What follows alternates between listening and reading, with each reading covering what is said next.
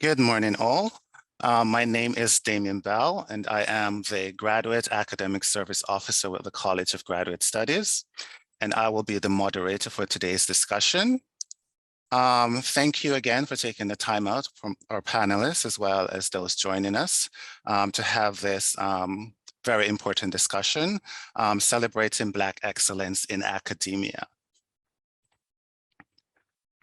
I would like to begin by acknowledging that we live, work, play, and do amazing work and research on the traditional, ancestral, and unceded territory of the Syilx Okanagan peoples. I am a settler here. Unlike my ancestors, I was not settled here. I would like to center myself in the relationship that my ancestors had with the indigenous people. While I had the opportunity to choose to live in this country, and in particular on this land, my ancestors came to this country under different circumstances. Black excellence. It's a celebration of success in the Black community. However, its purpose goes far beyond simply highlighting individual achievement. It's used to advance Black leadership mindset and action, and to continue to fuel the pursuits to overcome inequalities within. The phrase Black excellence is a term that has been recently embedded in our collective consciousness. However, its origin is deeply rooted in the triumphs of those who championed progress during the civil rights movement. Building on the narratives of pioneers who define Black excellence, today we have 5 scholars from UBC Okanagan who are blazing a trail in research, strengthening the Black community in exciting new ways. The agenda for today's event, we will have an introduction of the 5 panelists. Then we'll go through some facilitated discussion.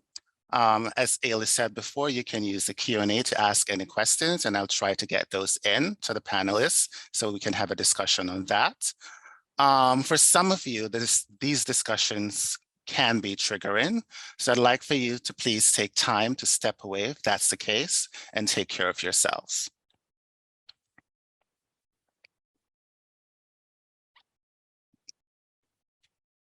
I'm going to ask the panelists to introduce themselves and just give a brief background. I'm just going to go by first on my screen, Dr. Osei. Okay, so I'm Dr. Emmanuel Adoasi-Ahyiah. I am an assistant professor in the biology department. I am a clinical biomedical scientist by training, trained in Ghana.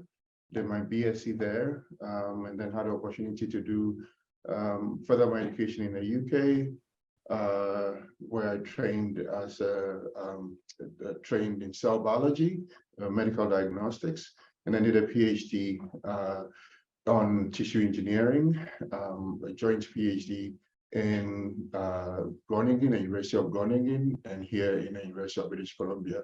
So currently my research as a cell biologist, I research on cellular crosstalk in the lung by building bioartificial models to assess how abnormal communication between various cells can actually impact chronic lung diseases. So that is my research in a nutshell. I'm a cell biologist, lung cell biologist, so to speak. Thank you, Dr. Osei.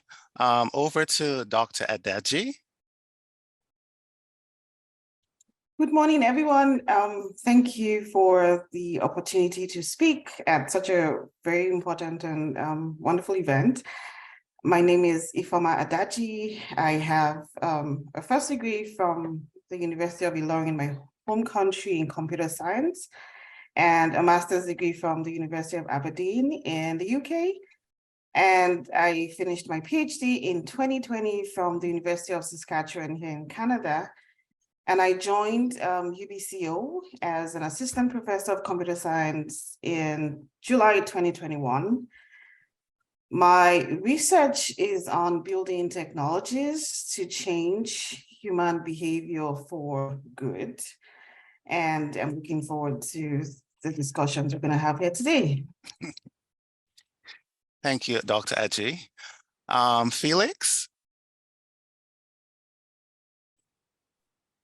Hi everyone. My name is Felix Amusian.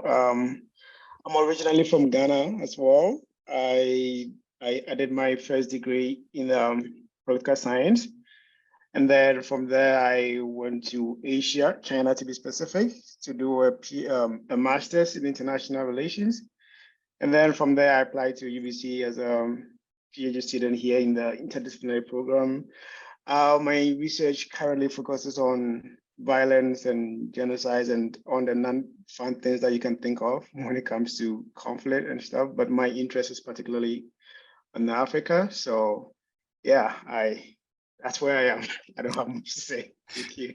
Thanks, Felix. Emmanuel? Yeah. All right. Hello, everyone. My name is Emmanuel Adoasi-Ahyiah. I'm also from Ghana. So I did my first degree in natural resource management from Ghana. And then I moved to Vancouver, UBC Vancouver, where I did my master's in forestry. And then from there, I came to UBC Kelowna for my PhD. So I'm an alumni of UBC and still going to be another alumni. So currently I'm working on connectivity in the landscape. So looking at the movement of indigenous species that are of importance to the indigenous people and how land use and land planning affects these species in terms of movement and how we can use land use planning to better assess connectivity in the Okanagan region. So my research is focused in the Okanagan region specifically. Yeah, thank you. Thank you, Emmanuel. Over to you, David. Hi, everyone. My name is David Shegun Fatudimu. I'm from Nigeria as well. And I went to University of Ibadan where I studied dentistry. And then I worked at the University College Hospital for a couple of years. And so I'm a dental surgeon. And from there, I moved and changed career into public policy. I did my master's at the University of Chicago. And a year after, I did another program at the Boots Business School. And I moved here in 2021 for my PhD. So I'm currently researching on international development. Like I like to say, I'm following the money, basically just investigating what are the community level outcomes of funded projects in developing world, especially by foundations and international development organizations. So basically that's my work. So I'm like just interested in measurement and accountability. So thank you for having me here. Welcome. Thank you all for that amazing introduction and sharing the work that you do. Let's get started and get down into these questions. I'm going to throw this question out to everyone on the panel. Can you tell us a bit about your experience as a graduate student?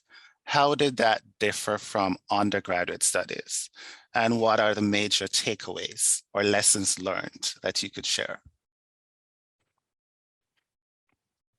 I'm going to start with Dr. Osei.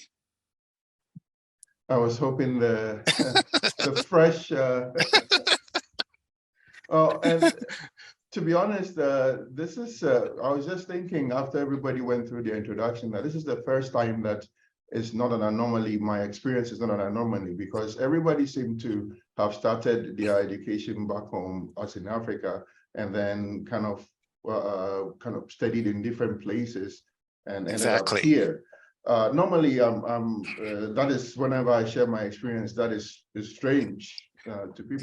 You're the only one. I'm the only one, yes. So my experience obviously has been different in that sense that I did my bachelor's in Ghana and then had the opportunity to go do my master's in the UK.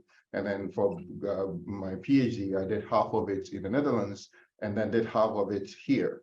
So I remember just before I started my faculty position here, we had the perspective of systemic racism and Black scientists. I always mess up the name of that webinar, but we had a webinar that was hosted by the Provost Office here at UBC Okanagan.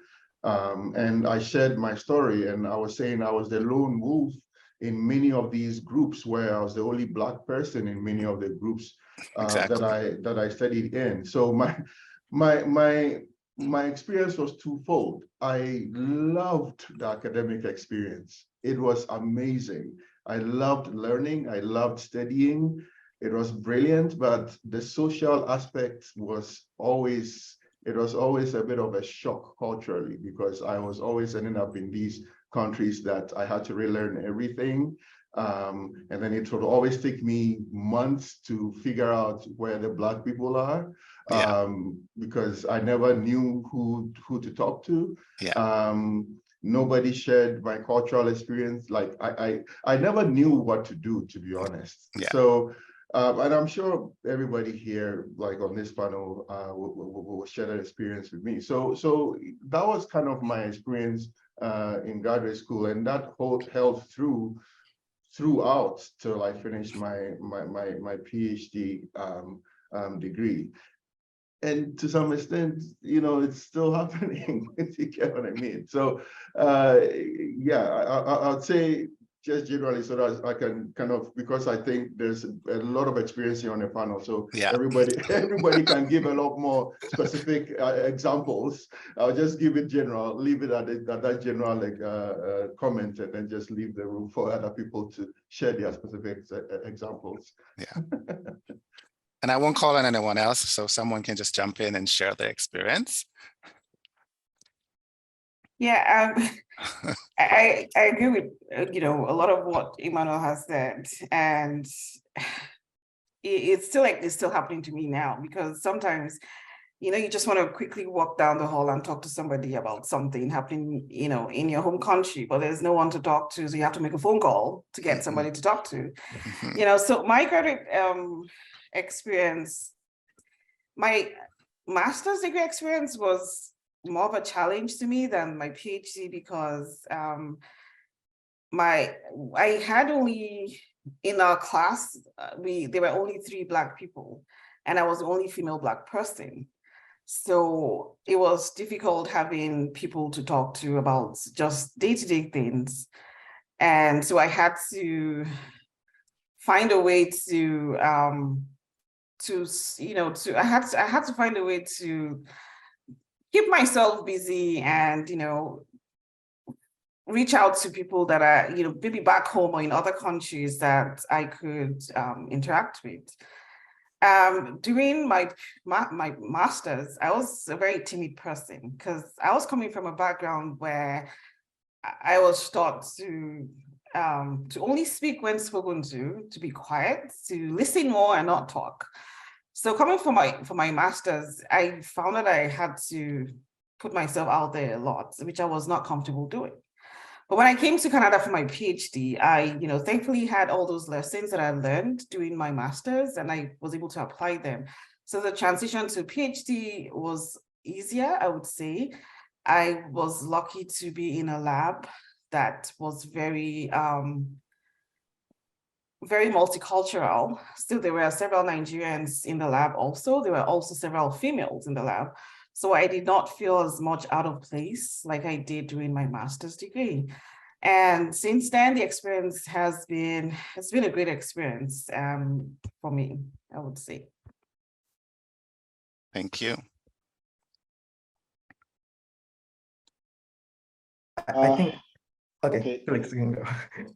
Yeah, I was just gonna add my own to what Dr. Adaji said.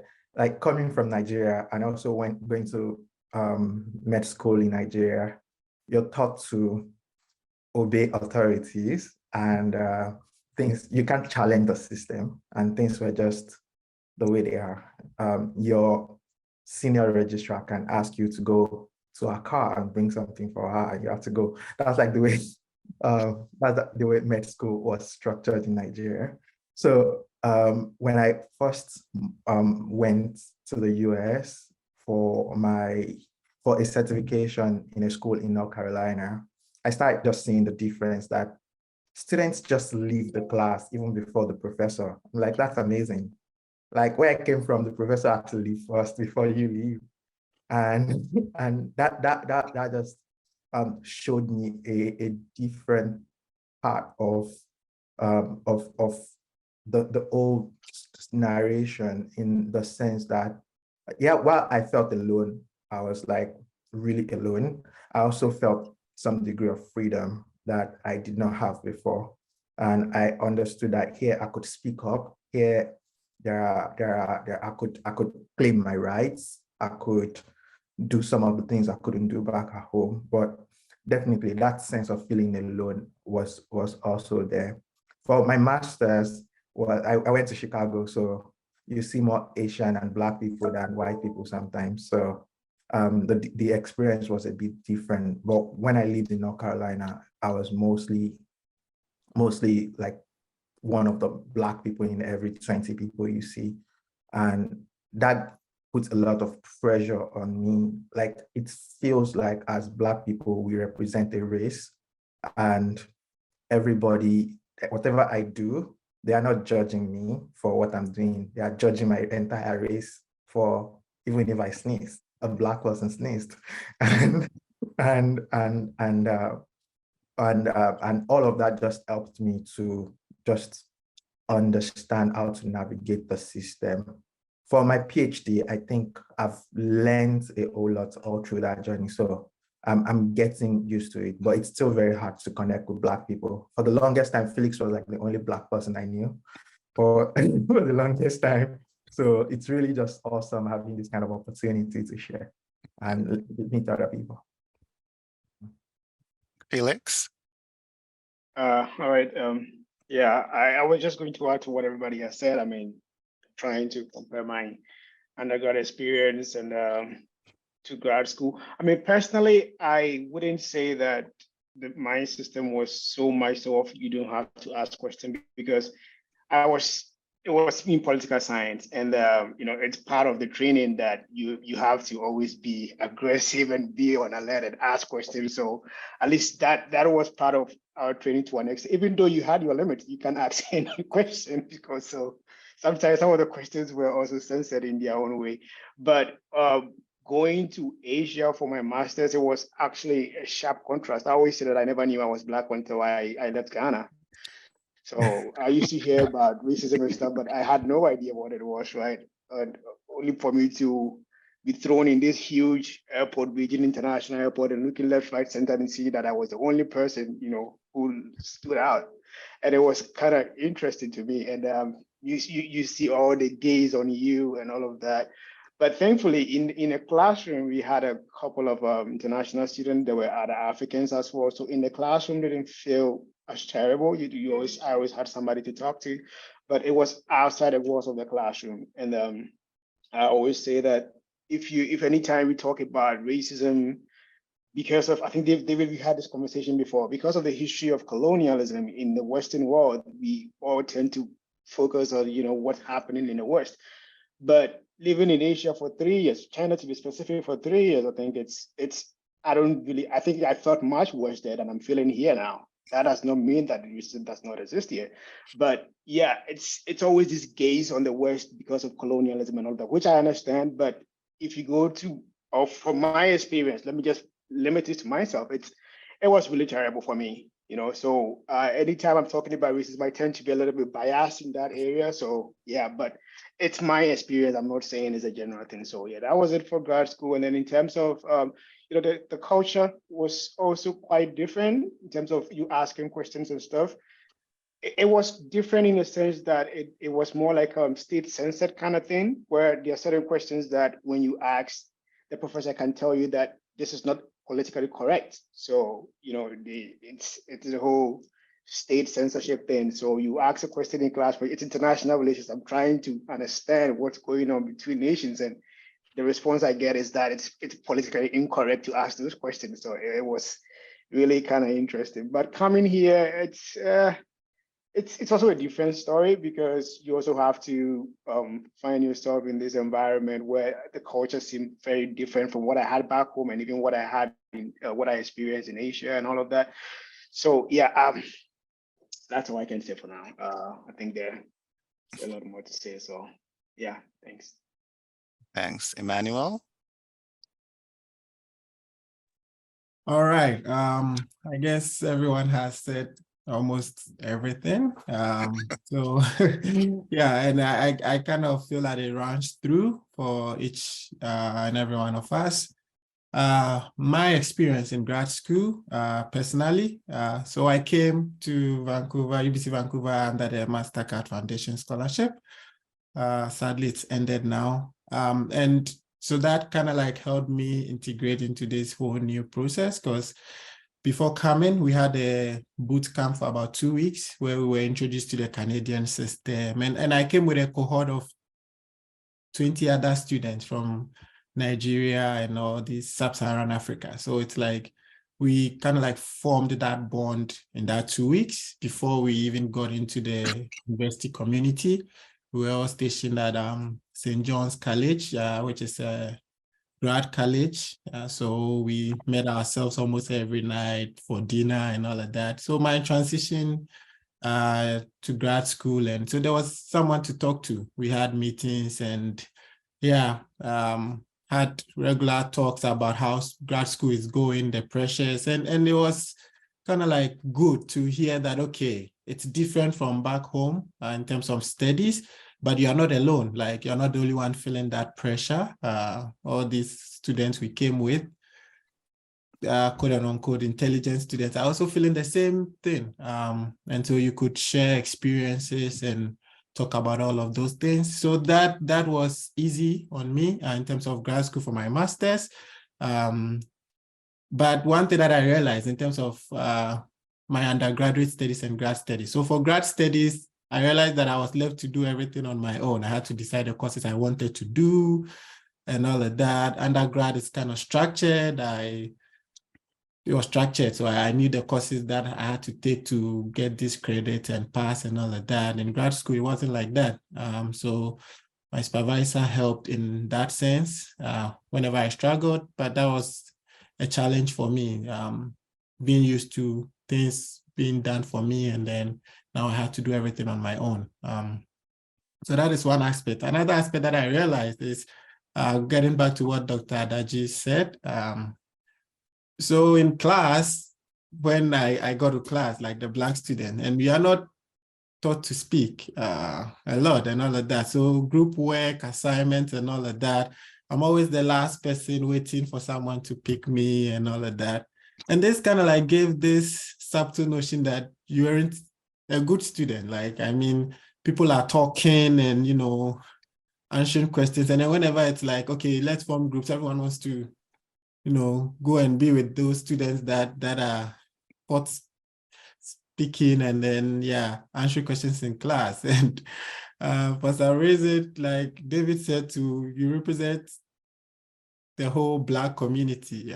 So if you and then Blacks don't do well. So I kind of felt this subtle thing about Blacks not being as, I don't want to say as intelligent, but like there was this thing about, so that was for my first term. I really went through that. And so I had to reinvent myself, readjust. And then in my second term, I was like, okay, no, I have to do things differently. And I realized there was a change. Now people want to put you in their group too.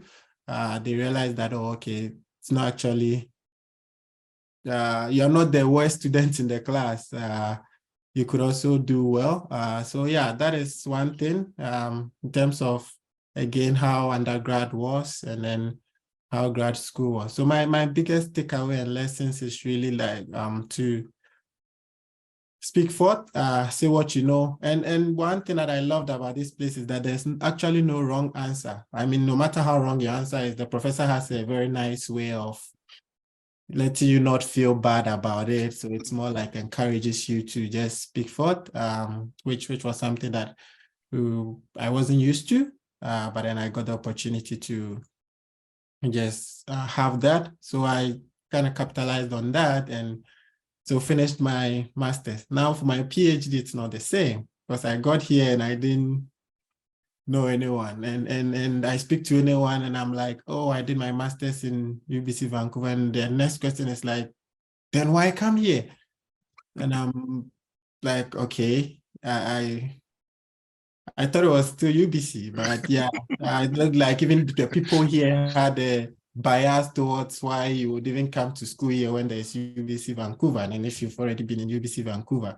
And then there was the whole Black situation. Like, so I was here for about 2-3 weeks and wasn't seeing anyone until we had this, I think it's a grad facilitators meeting, and that was when I met Felix. And like David, he was the only one I knew for a very long time as well. So yeah, that has been the experience in terms of getting in, and I'm the only Black student in my lab. So again, yeah, someone doing something that you do, I don't have that interaction anymore to be able to speak to them about what I'm doing. In my master's, I had another Black person in there, so we could always speak about things. But yeah, that is where I am at now too, in terms of experiences.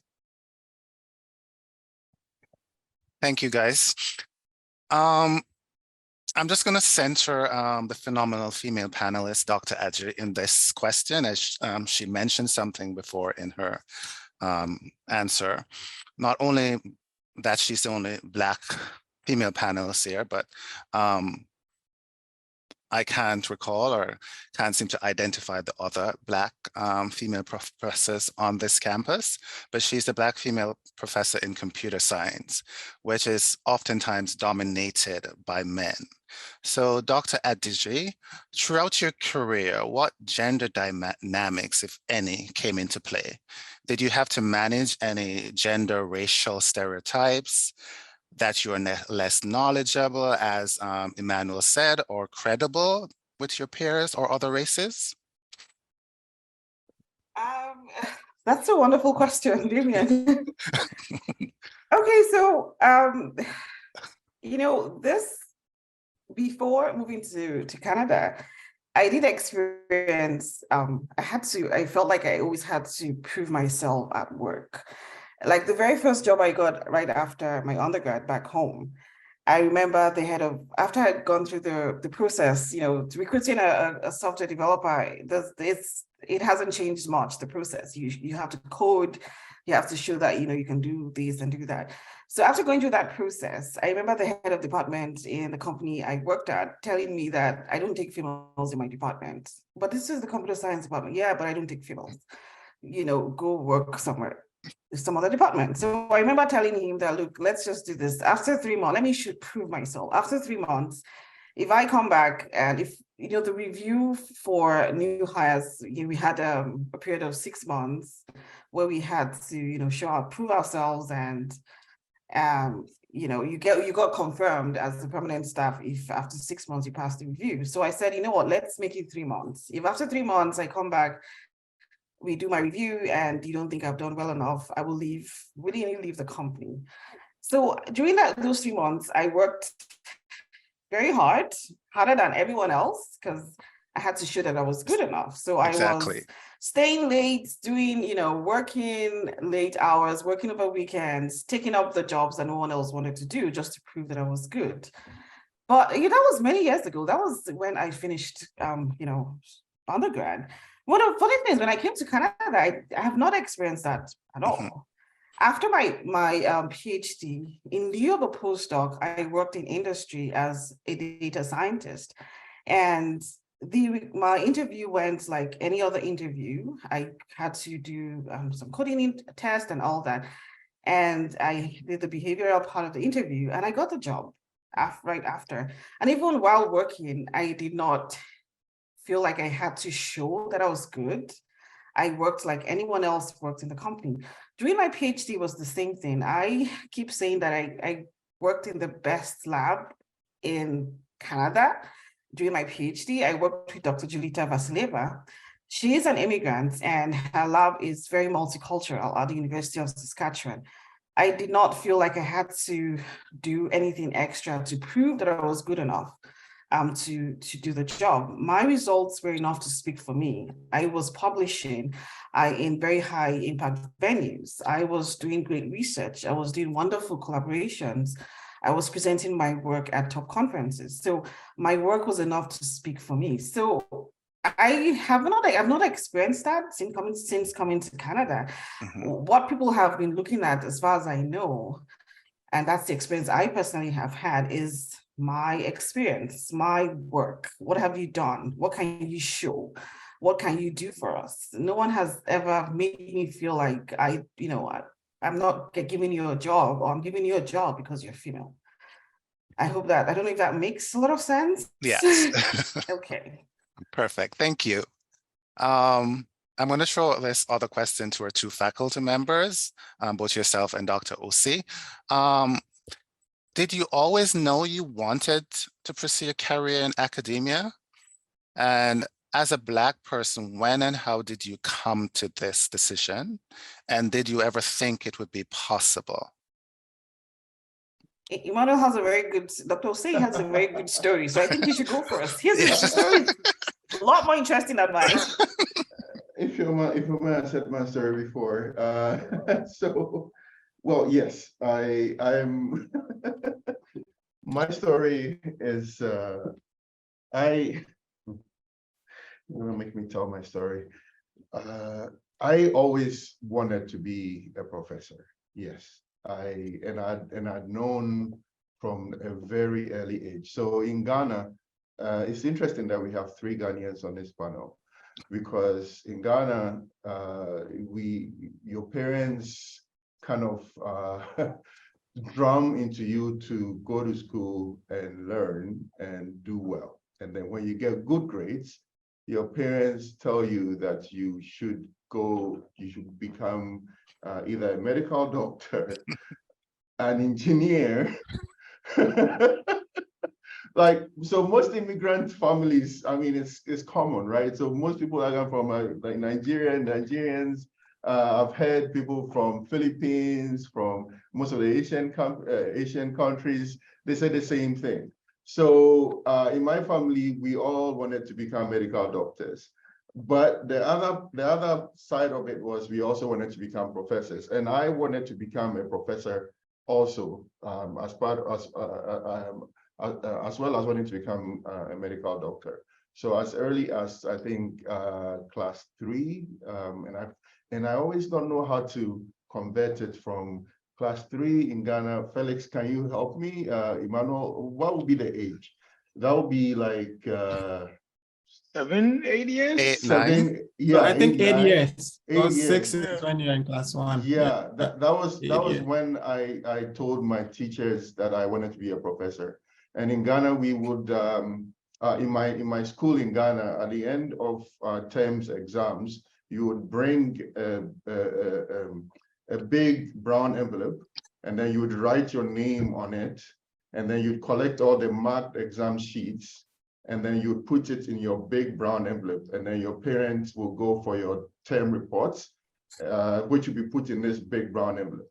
And I wrote boldly my name. Instead of writing my name, I wrote Professor Osei at class 3. I wrote it, I didn't even think about it, and it became a topic of discussion and the stuff. But at the time, I wasn't even that gifted academically also. So they began calling me Professor. Anyway, but at the time, there were other things also that I was aspiring to do. So I had always known that I wanted to be it.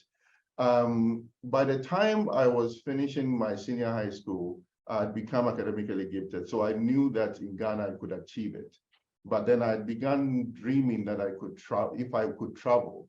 That I didn't know if I could achieve, to be honest. That I knew it might be a miracle that I might be able to travel, because it was something that, you know, you would hear somebody achieve and travel to, say, the US or the UK to go do their masters.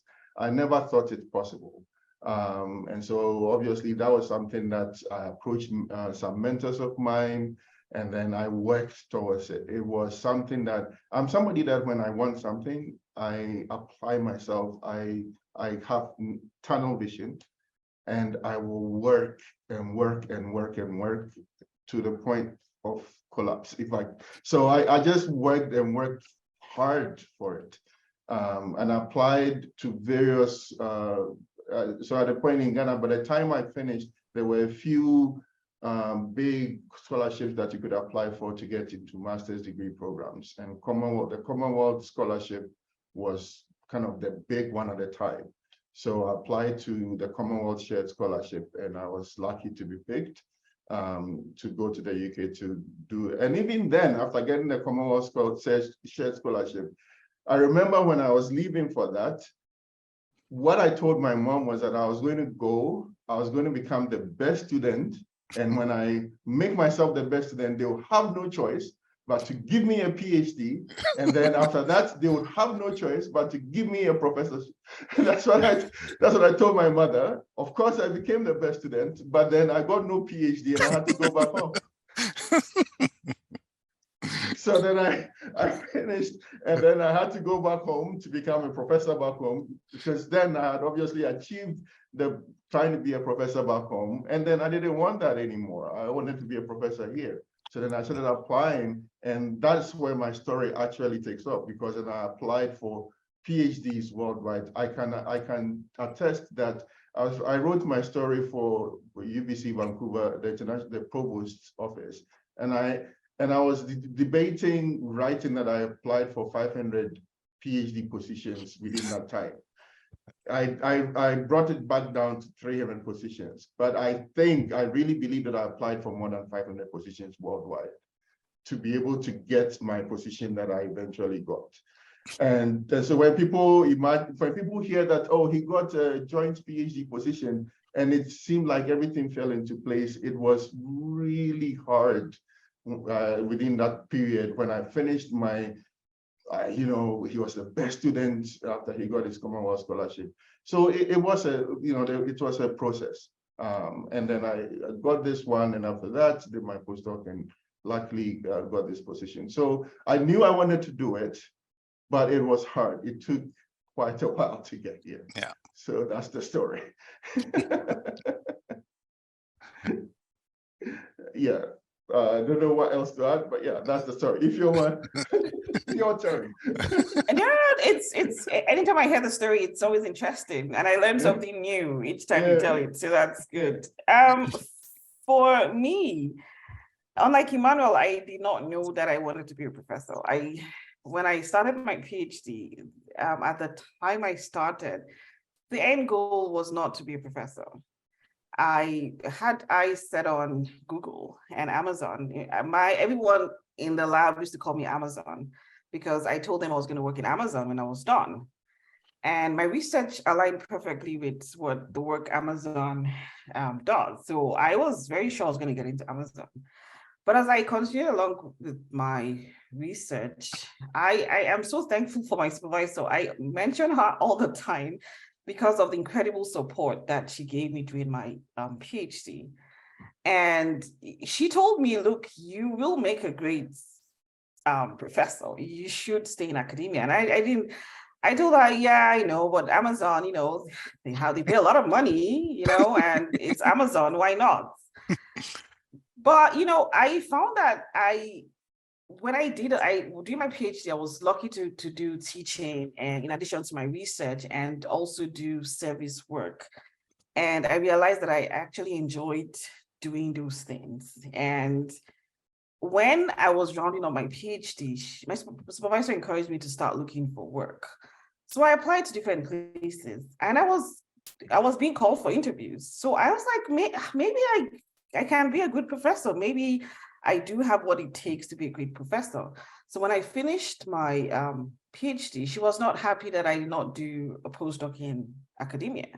I wanted to do a postdoc in industry because I believe that a lot of work that is being done in computer science, well, not a lot, but I believe that we should be doing research for social good, research that can be applied in the real world, right? Or in industry. So I wanted to see what it was like working in industry. So I worked in industry instead of doing a postdoc. And she was not happy because she thought she had lost me, in her words, to industry. But as I said, after my PhD, I applied for different positions, and I was very, very intentional about the positions I was applying for. I was looking at the faculty, how many, how diverse the faculty was, how inclusive they were. And also when I was called for interviews, I was also looking at the panel. I didn't want to do an interview at a university who claimed to be inclusive if everybody in the panel was a specific gender. So I was very, very deliberate with, all those things when I applied for faculty positions. So as I said, it wasn't until towards the last 2 years that I felt like I was going to make it, or I was good enough to work in academia. Not because I didn't think I was good enough, but because I had my eyes set on Amazon or somewhere else. Okay, thank you.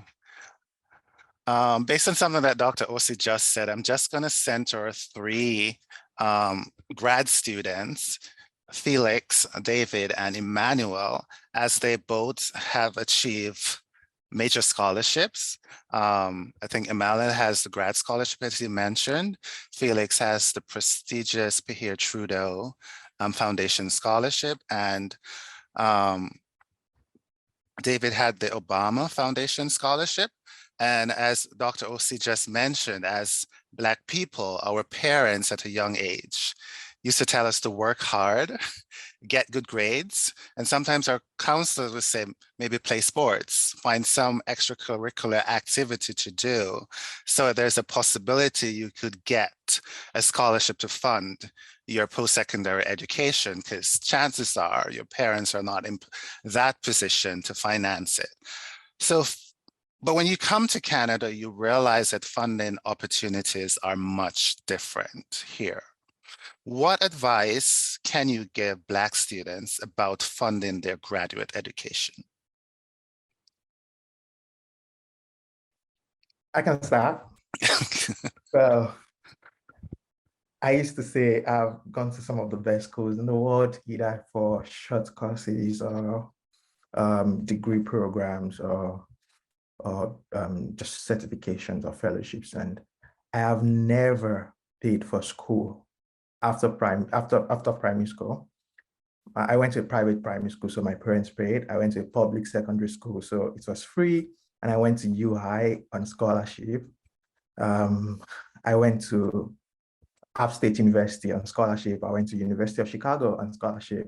I'm not also paying at UBC because of I owed an international doctoral fellowship. I've never paid for school. And I've told the same story in all of my application so far. I just add like a few paragraphs to the same story. And I tell people like my mess is my message, and this is what drives me. This is why I'm doing this work. And I think that's our value proposition and selling points. Many people beg to go to school, but I think what we should do is to offer ourselves as resource. So when I write for scholarship applications, I position myself as, this is what I bring to your campus, and it will be a loss if you don't have me here. So I'm like very proud in the way I write those applications, not begging literally, but just saying, this is me, this is what I can do, and this is what you stand to gain by so selling yourself. Yeah, because we have to understand the fact that we bring value to the school, and the school is helping us as well, but we bring a whole lot of value, not just on the diversification or the high level, but also in terms of our varying experiences. The things we say in class, many of our classmates will never have heard of it before if we weren't in those classes. And that's one of the things that we bring. So I tell my story of how I achieved academic excellence, and from literally nothing, I've also been able to just use little or no resources to make impact on the world. So before going for my master's or even my certification in nonprofit management, I'd started an organization that had reached over 12,000 youths across Nigeria. So, and I remember when I was interviewing for my very first fellowship, they were asking me, oh, why do you want to go to the US to study? And I told them, do you watch football? And the guy was like, well, where are you going with this? I'm like, I'm a soccer academy and you're a football coach team. If your goal is to empower African youth, then I'll be the right person for you to send, because I already do this work. And by empowering me, you are multiplying your work, and I'm helping you to also produce people like me that you can bring into your program and be able to share out of their success story. So that's basically just understanding that there is a gap that these schools want to fill and helping them to position myself as the right candidate to fill it. So that's what has gotten me all of these scholarships. Thanks, David. Yeah. Okay, I think I'm gonna step in. And yeah, before I go, so I share something similar with Dr. Osei. I quite remember that, well, unlike David, my parents did pay my fees for a very long time. I wasn't that lucky. So they paid my undergraduate fees and all of that. And then, like Dr. said, you hear people are out of the country and all of that. So there were like, I think 2 TAs before me, teaching assistants. So in Ghana, you do a national service, and somehow, all of them, after they finished school, were out of the country. And I was in 3rd year in undergrad at the time. And I remember I was like, what is happening? So I quickly went to speak to one of the TAs, and then she mentioned the MasterCard Foundation scholarship and all of that. And I remember I was in 3rd year, but I was like, can you just send me the documents and applications? I wasn't anywhere close to it because I had to graduate first and all of that. So right from 3rd year, I had The mentality to prepare. Because I went to someone to find out, hey, what did you do and all of that. So she left. Then the next year after that also left. I went to him again. I was like, hey, what did you do? Like, what did you write? What are they looking for and all of that? And so, well, first of all, I had to make the grade. So right from 3rd year, I was like, okay, whatever work I'm putting in now, I need to put in more if I really want to get out of the country like they are doing. So from 3rd year, it was hard on, make the grades first. Then I found out early on that they had leadership positions. Initially, I wasn't interested. Now I had to go stand for some of these leadership positions in the school, kind of like start building myself to fit whatever criteria they were looking for that scholarship to be a candidate for it.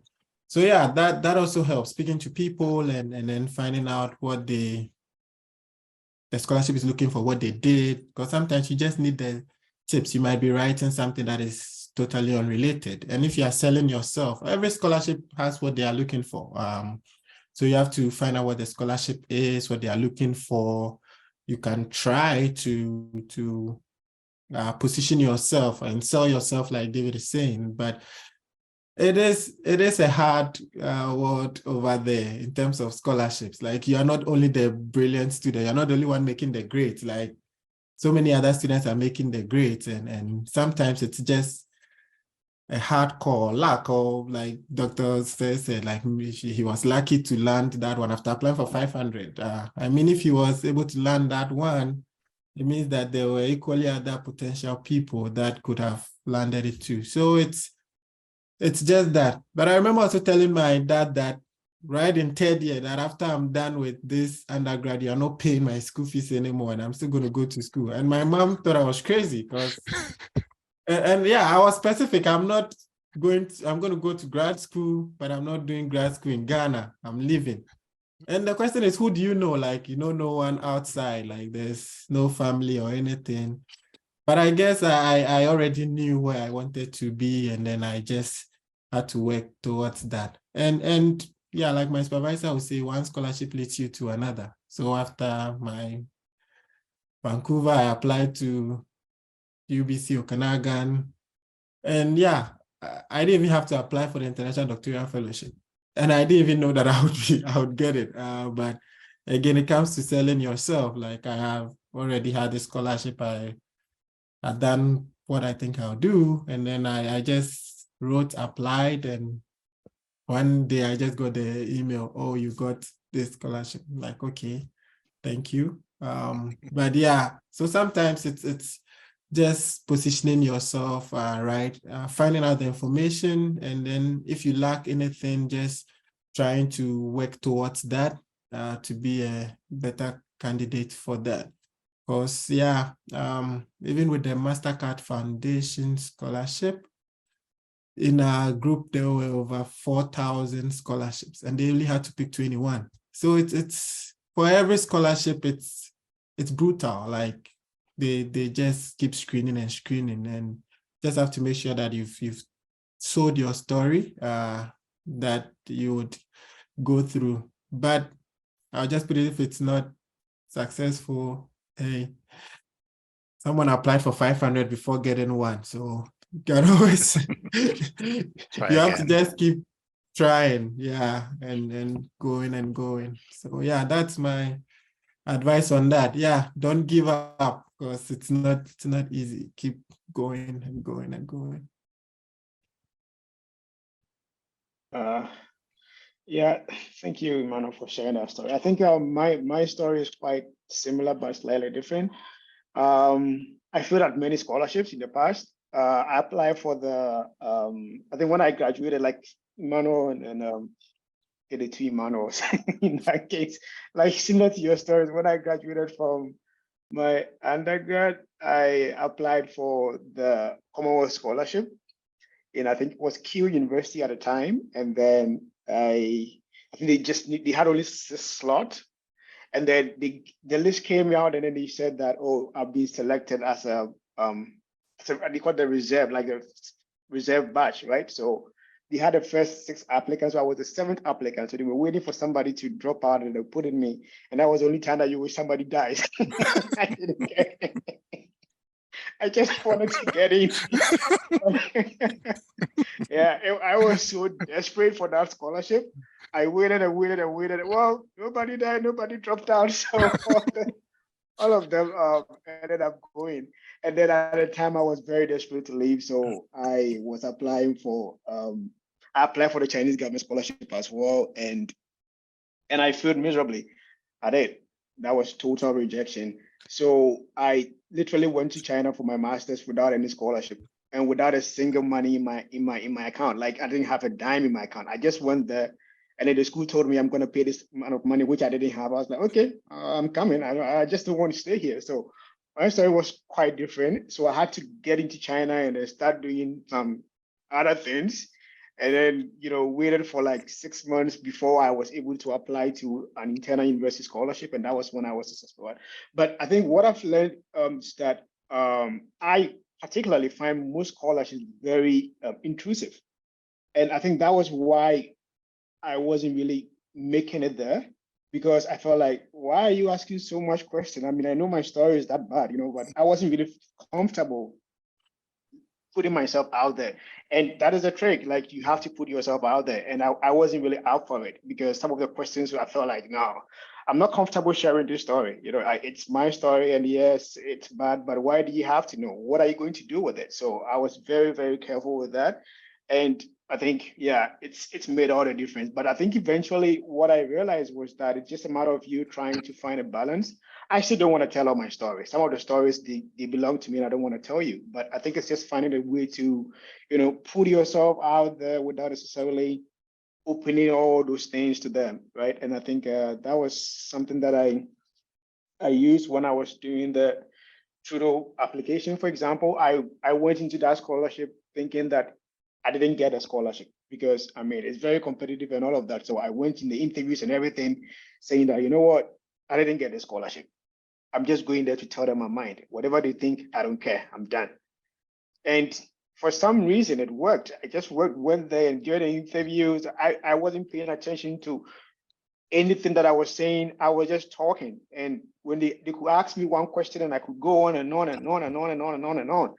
And so afterwards, I was like, well, they want me, they want me. If they don't want me, I don't know. But yeah, I think it's, what I realized is that most scholarships really see a lot of, point in that, like you putting yourself out, just being you, right?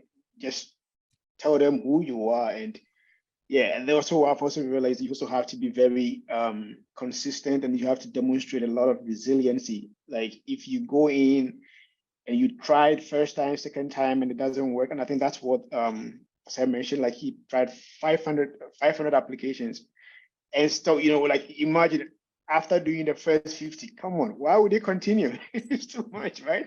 But if there's no results coming, you have to keep pushing. So there's that kind of resiliency in there. You have to keep pushing until you get what you want. And for some reason, I think if you are also like a Black person or something like that, trying to make it into this white spaces, sometimes the whole racial thing might show, and it means that if you have to do extra, sometimes we don't know exactly how these organizations really go into their selection processes and stuff, but I kind of have a feeling that it might play a role. So yeah, you still have to keep refining your words, keep refining your work, and keep pushing until one day you get that email that you see, and then the moment you see that email, you just start screaming without saying anything, and people will start asking what's going on, and you're like, no, just don't see anything, just start screaming until you come back and you read the email. So yeah, I think that's what I would say. Thanks, guys. So this next question for everyone, what advice would you have on how to navigate the difficulty, if any, faced to overcome the barriers that Black people often face in white spaces, particularly in the halls of university?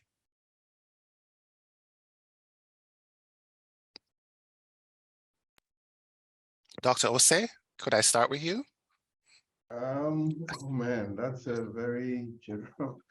Okay, so I think up till now we've spoken from our perspective of coming from people that are immigrants. So all of us, we are Africans that immigrated here, sort of were schooled elsewhere and eventually immigrated here. I have lived in Canada now for, I think I moved here in 2015, so I'm almost 8 years here, and I became a citizen this year, so I'm officially Canadian. And the program that I was talking about, and bear with me a bit. So the program I was talking about was Perspectives of Black Scientists, Science and Systemic Racism, was the program I initially tried to talk about. And we had it, it was hosted by the UBC, Office of the Provost.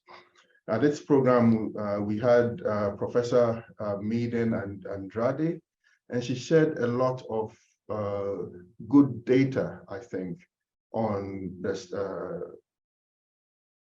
racism that actually looked at systemic racism in Canada itself, looking at Blacks in our faculty. So the representation of faculty, Black faculty in Canada in total.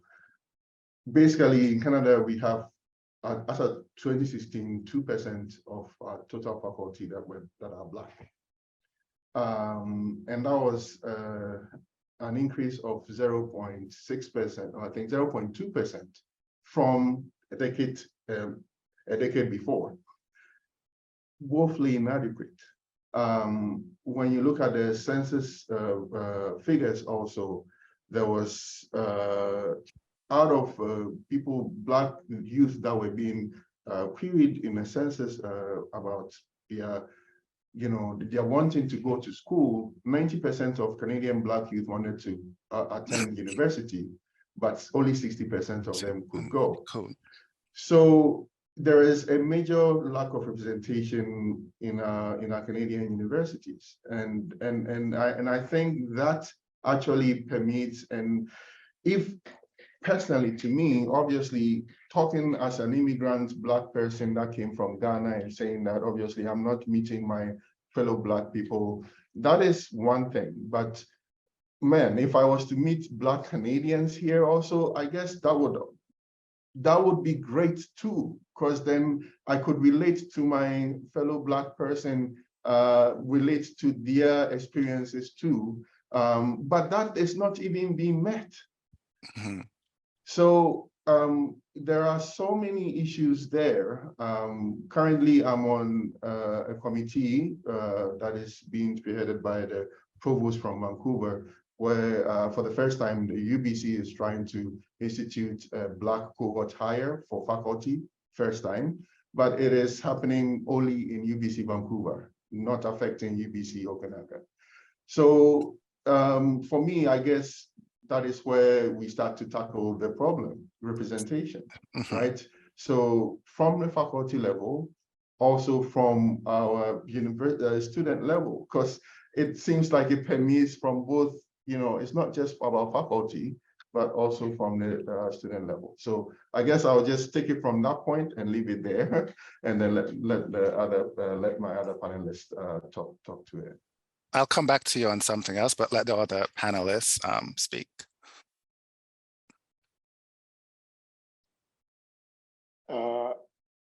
I think I was going to say that I think the experiences are quite different, and we always have to acknowledge that there are different groups of Black communities, and I think as Dr. Sam mentioned, like if you talk to Africans who immigrated to Canada, the experiences are different. Compared to Caribbeans, for example, it's a totally different experience. And then also, even if you talk about it, like the Black, like Afro-Americans and stuff, because in the past, I mean, when I was in Asia, for example, and then I always got into those spaces, I realized that the topics were always very different. Like I would say certain things that, other Black people will not relate to it because of their cultural backgrounds and all those kind of stuff. So, which is very interesting. So normally, like when we talk about all these Black experiences, and I think we have to be very careful that also acknowledge that the fact that it's not just determined by the color of the skin. It's also determined to a large extent by where the person comes from, because my experience is totally different.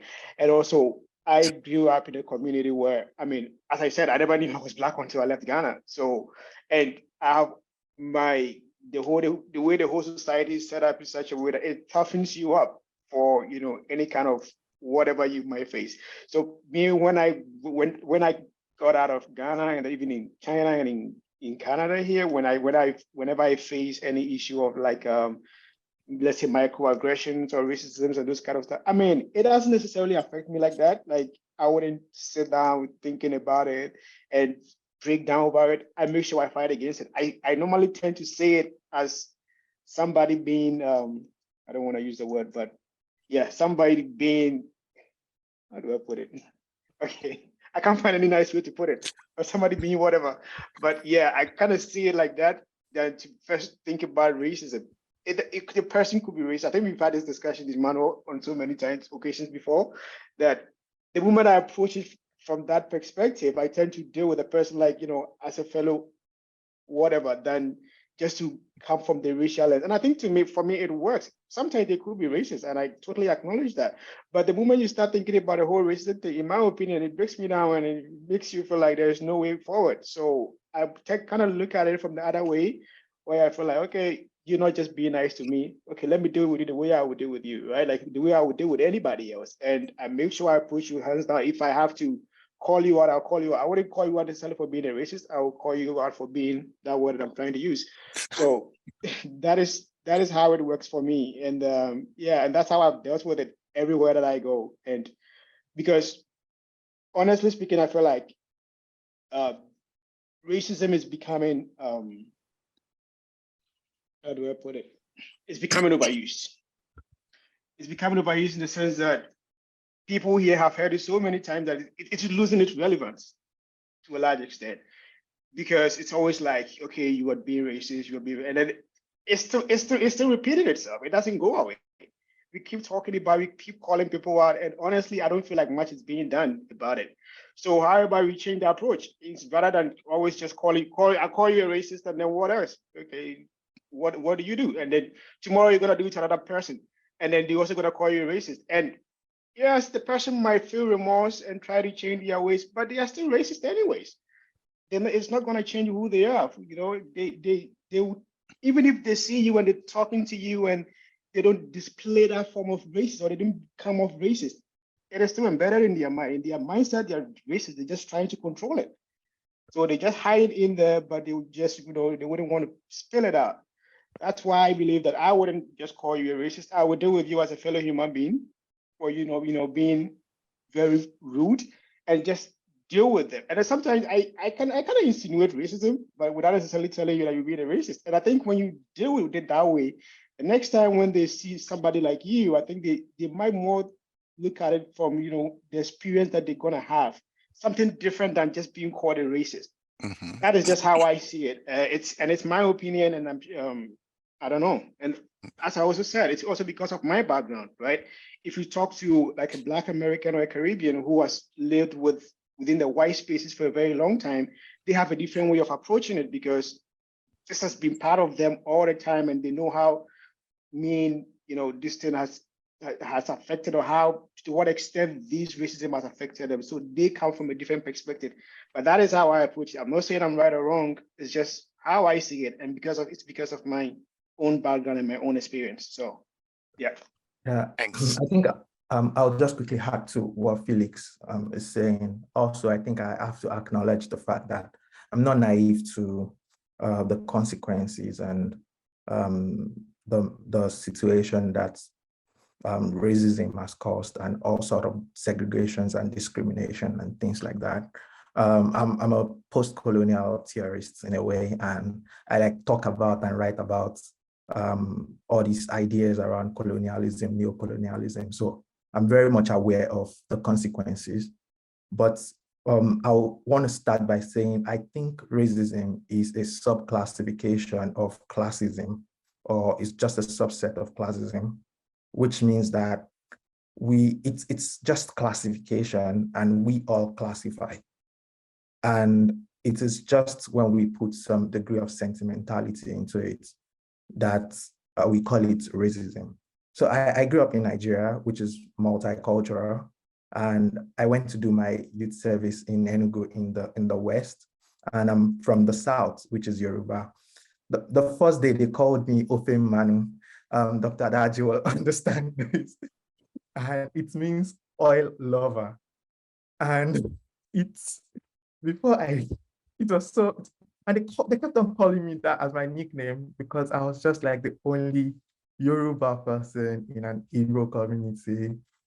And I felt really weird about it. And I felt discriminated against also, because they just speak their language beside me, and I felt lost throughout my stay there. And it was a bad experience for me. And that was within Nigeria. Also in med school, I did dentistry. I was studying dental surgery, and we have core medical students who were studying medicine. And there was this segregation of, oh, these dental surgeons are like second-class people or second-class citizens. So there's always been that sense of classification where we say this person is this class, that person is this class, and we order the other person and say, oh, maybe we are just superior to that other person. So it's almost in every culture, every society, and almost like a part and parcel of our fabric of as human beings. And racism is just a function of, you're not from here, you're from another place, or you're this color, I'm that color, and I'm going to classify you as such. But as I continue to experience life, I realized that it is indeed classism, because I went to, I spent some time in Tennessee, and also in some interior part of North Carolina, which is deeply south. and racist in the US, like obviously racist. And I was respected because I was a Mandela Washington Fellow and I'd met President Obama before, and I've gone to places they've not been. And there was this, the same people I saw disrespect another Black person who lived there respected me.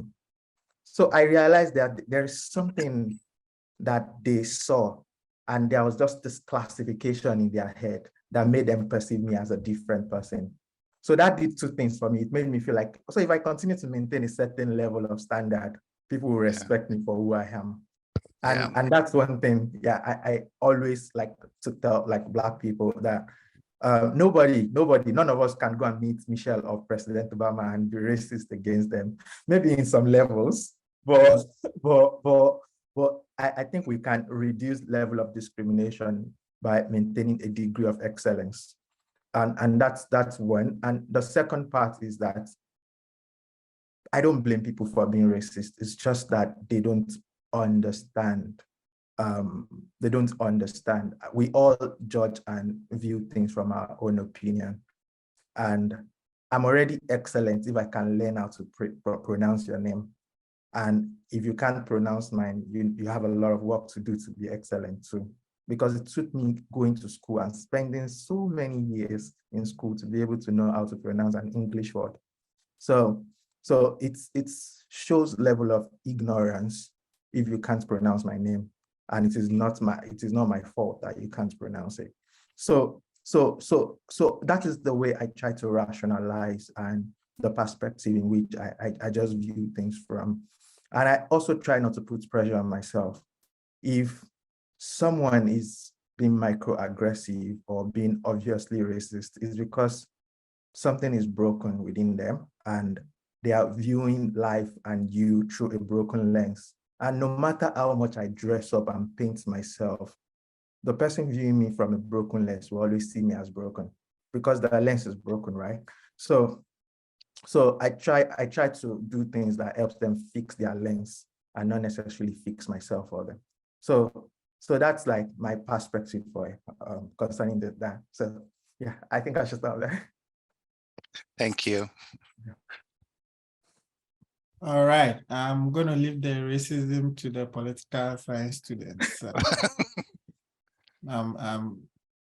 We've had this conversation several times, myself and Felix, and I never seem to understand it or get the hang of it or even come close to winning. So I'm just like, yeah, personally, I kind of feel that, like they first said, racism is personal. It depends on how you are seeing it and how you are taking it. Because the same thing that can be said to me would be said to, and I would be so offended, can be said to Felix and he's okay. He wouldn't see that as a racist comment or anything. So we can classify it in whatever form, shape, and all that. But once it comes to who it's being said to and all of that, based on your experiences and all these other factors, you would either feel that it's racism or it's not. And we had these conversations a lot during my master's when we had just come and then getting into the Canadian system and all of that. The truth is that racism is very much real. In Canada, it's very subtle, very, very subtle. And so and I'm saying this from people's experiences and from my master's, what our cohorts, we always spoke about and what they shared, like it's subtle. At the end of the day, there were arguments about whether or not what happened was racist or not. Like, and then I just found out that, yeah, at the end of the day, it's who it's being said to and how they feel about the particular thing that is happening.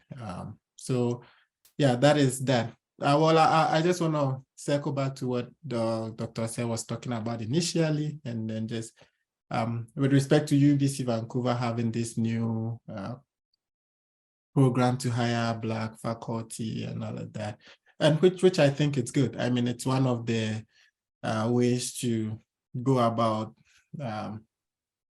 solving some of these issues about inclusivity and all of that. To a large extent, sometimes I feel that those statements are just being made now. Like every company now in Canada or wherever around the world want to include that, oh, we are inclusive to get that public. Without the action. Because it's kind of like the hot subject now, like climate change. So everybody, Exactly. diversity and inclusion, everybody is including it in there to show that, oh, okay, we are also doing something, which may not necessarily be the case. Coming back to the challenges that people of color face, I think it's very wide. And like Felix said, whether you're African, Afro-Caribbean, or Indian, like just based on wherever you're coming from, your experiences and all of that, it's different for each and every one of us. So there's not really just one particular thing that might be a solution for all. It's probably going to be in so many different diverse ways. One thing that I do know helped, for example, with the MasterCard Foundation Scholarship, which was kind of like separate on its own, like even though it was through UBC, it was kind of like a partnership. Like we coming in as international students, like taking us through all these processes, which I realized other students that came on their own, like through maybe a graduate assistantship with one professor, didn't have. They just came in and then they just had to deal with the Canadian system and culture shocks and all of that. There was a huge difference. I mean, I was here 2 weeks before we went to the bank. We did everything, like we went through all these places, I'm not saying that probably UBC can do that, but if the international, global engagement place, they can specifically organize programs for like these international students or people of color. Like, I mean, and it's also an avenue to share experiences. Like, I mean, we'll get to know what the other students are facing, the challenges that they are going through. I think that is one way to help solve some of the challenges that people are going through. And one thing that I know for a fact has helped is that it's always good to hear and know that you are not alone. You're not the only one going through whatever that is happening at a particular point in time. Like, that was such a great help. So we came in, and the first month we hadn't had any meeting and all of that. And apparently everyone was suffering. I thought I was the only one, like, going to class and facing all these things. And then we had a meeting, and then everybody started, and this was like, oh yeah, I also faced this, I also did this. And then, like, leaving the meeting, I was like, oh, okay, I can do this. I am not the only one after all, like, going through all of these things. So yeah, that is one way. I do know that the resources are there, but sometimes it's just students as we are, we don't try to go to those resources. And that is one other thing that I also learned too, to just try and use the resources that are at our disposal. For example, the Global Engagement Office. I don't know if students even go there. I didn't for a very long time throughout my master's. Was at the end of my master's, I realized that I could actually just go there and talk to someone. But luckily I had MasterCard, so that was good, because it was like a whole program for us for the 2 years. So yeah, that is also one thing that I think institutions like UBC can do for students. And yeah, we talk about racism and all of that. It's always good to know that you're not experiencing it alone, and that, yeah, there are resources available as well to help you through it. Yeah. Thank you so much. As I said, I was going to circle back to Dr. Osei. Representation matters, but as we look around campus, it's very challenging to identify where Black faculty or Black persons who hold top administrative roles. And you mentioned about the situation in Vancouver, and as it's oftentimes a situation where stuff is happening in Vancouver, but it's not happening on the Okanagan campus, and it can be that it seems as if it's two separate institutions, and you're the bad sister or the second-class citizen. And so if you're a marginalized person on the Okanagan campus, then you can even feel more marginalized. How do you deal with being overlooked Or what advice would you share with someone who feel that they're being overlooked when they know they're qualified for the job, but never seem to get promoted? 2 minutes. It's been very difficult, Damien. And to be honest, I don't know how to be honest, I don't know if I can give you the answer that you're looking for. I must say that we've addressed it, obviously, in the committee, because if even in that committee, we are now for the first time trying to address the issues in Vancouver, how much more, the issues here. Do you know what I mean? Exactly. To the point that Emmanuel raised, tokenism is what you are talking about. Yes. The fact that in this George Floyd era, obviously most of the institutions and companies had this inclusivity thing come up, and obviously also McMaster, for instance, was doing Black faculty hires, cohort hires, and so UBC, wanted to do it, and so we spent lots of times talking about it being, is this a tokenism thing? I must say that obviously the provost office over there is very serious, and there's going to be a call that will come out. It's almost done. For the first time ever, we did. That was the first time through that program that we actually ever compiled a list of Black faculty in both campuses. Can you imagine that up until then we didn't have a list of Black faculty in both campuses? So it is, it can be, obviously there are all the negatives, but we should also celebrate the positives that it also represents. How to deal with obviously being overlooked? We should use the momentum that these climate that is presenting us is bringing. Be a part of the work. Be a part of the work. Use it to our advantage. That's all we can do. And use our allies. We have allies. Mm-hmm. We have allies. We should not be bashing the people that the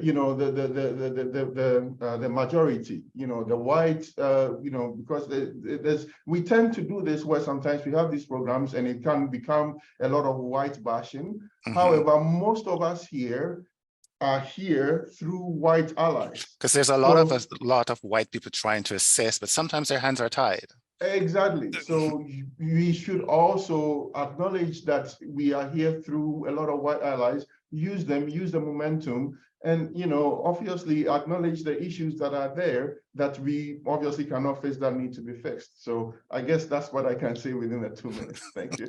Thanks. So we're coming to the end of the program. So from each of the panel, 30 seconds, words of wisdom for aspiring Black scholars. Let's start from the students, the training. Don't stop, keep pushing, surround yourself with a very strong support system. Yeah, Felix, go. Yeah, I mean, I was going to say something similar to what Dr. Say said in his final word. Like, it's just going with a double sword approach, right? There's nothing wrong with you acknowledging that racism and all these discriminations exist, but at the same time, it shouldn't prevent you from pushing.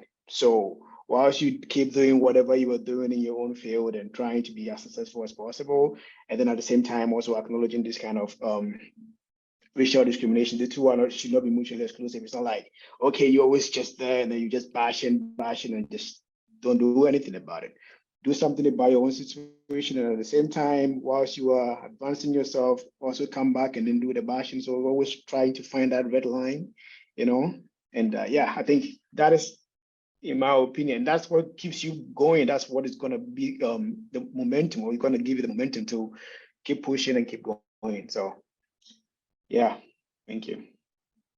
I think mine would be that don't let people tell you what is possible or what is not possible, or this is for Black, this is for whites. Create your own path, challenge the system, ask questions, seek for help when you need it. If Dr. Osei can submit 500 applications, what I'm getting from that is don't let somebody say you can't do it or it is not for you. just keep pushing, keep asking questions, keep seeking for help. You'll find your help some way, one way or the other. And I don't think this is for white, this is for black. It is for whoever wants it. So just go for it. Thank you. Okay, I'm just gonna say that one thing that I learned, and even I was even within my cohort and all of that, is sometimes when Black people meet, they want to compare and be like, hey, probably we are international, so I'm doing better than this one. Just work at your own pace. Don't look at someone else. Do what you can and be the best version of yourself, even as you are pushing. Some Black students may be moving faster in their programs and all of that. Don't let that put a lot of pressure on you and make you feel that you are not worth it or you are not able to do what you have to. Just work at your own pace and then get to the finish line, whatever time that it takes. So long as you are there, it's finishing the race that's important, not how fast you go. So that's my take on. And for me, to add to all that I've said, just find your own strengths. Find strength in yourself, right? Don't be swayed. Just, as I said with myself, tunnel vision. Just look at what your goal is, focus on that goal and strive for it, and you will get, if my story is of any use to you, it is that if you focus on what you think you want to achieve, you are going to get it if you want to get it. That's all I can say. Thanks so much. What a wonderful and amazing discussion. We could take the entire day to unravel and discuss and share, but we've come to the end of our time. Black excellence is Black people coming together, uplifting one another and accepting that we are okay to love ourselves and our histories, even though a lot of it is painful. In the words of the poet, you belong here, continue to build a legacy, never stop. Thank you again to the panelists for taking the time out to share, to our participants for being here with us today, to Alicia and Haley for helping me put this together, and to my department, the College of Graduate Studies, for creating the time and space for us to have this amazing discussion. Thank you all. Take care of yourselves. Have a good day.